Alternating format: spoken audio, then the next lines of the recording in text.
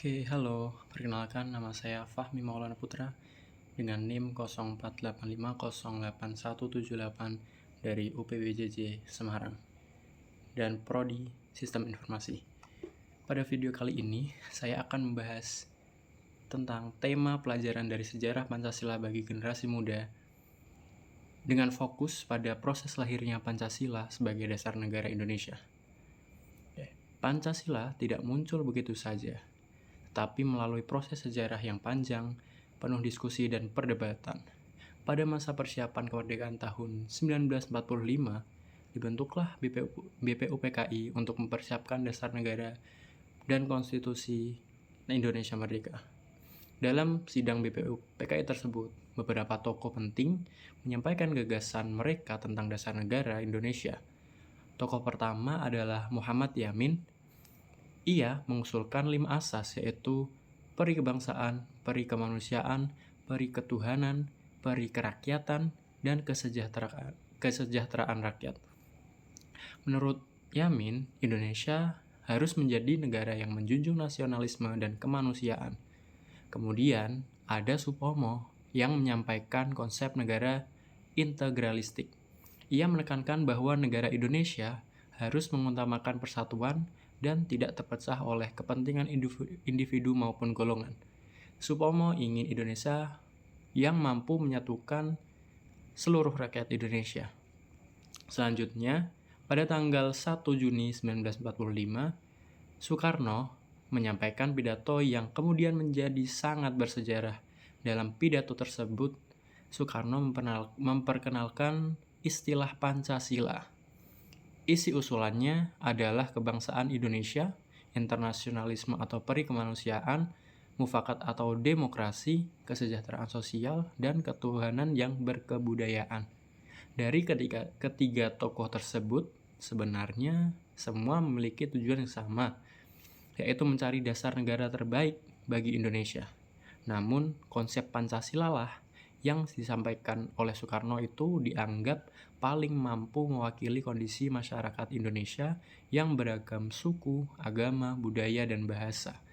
Oleh karena itu, istilah dan konsep Pancasila akhirnya dipilih dan dikembangkan lebih lanjut.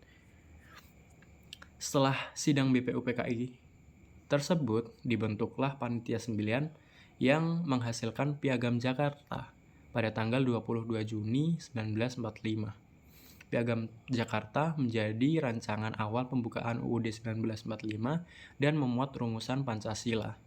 Namun, setelah Indonesia merdeka, terjadi diskusi kembali mengenai sila pertama agar seluruh rakyat Indonesia dapat menerima dasar negara tanpa merasa ada golongan yang lebih diutamakan.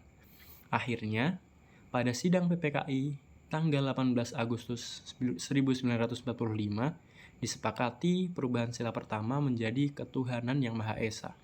Keputusan itu menunjukkan bahwa para pendiri bangsa lebih mengutamakan persatuan bangsa dibanding kepentingan kelompok tertentu. Dari cerita di atas, menurut saya, proses lahirnya Pancasila itu mencerminkan nilai-nilai penting seperti musyawarah, toleransi, persatuan, dan sikap saling menghargai. Walaupun para tokoh memiliki pandangan yang berbeda, mereka tidak memaksakan kehendak. Mereka berdiskusi dan mencari solusi terbaik demi masa depan Indonesia.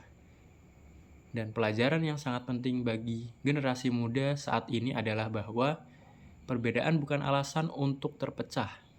Di era media sosial sekarang, seringkali orang mudah bertengkar karena perbedaan pendapat, politik, budaya, bahkan hal-hal kecil.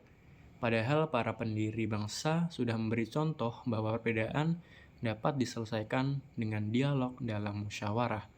Selain itu, kita juga harus meneladani semangat para pendiri bangsa yang rela mengutamakan kepentingan negara dibanding kepentingan pribadi atau kepentingan kelompok tertentu.